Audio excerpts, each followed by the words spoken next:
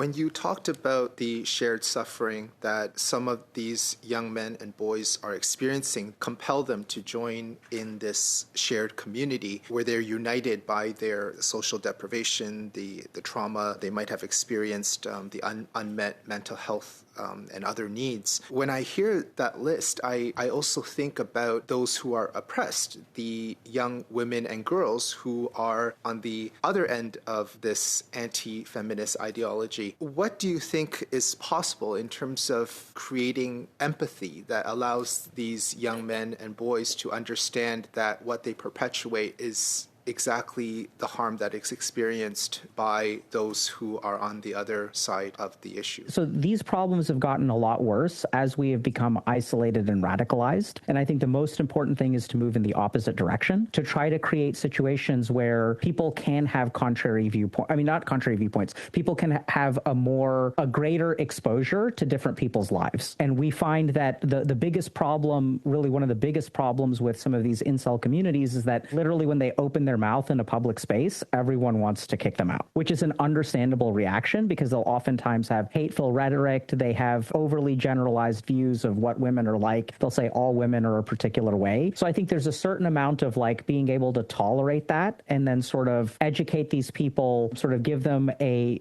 kind of better perspective. And there's a lot of research that shows that mentorship and older peers are very, very important for that. And that's something that's really missing in these communities.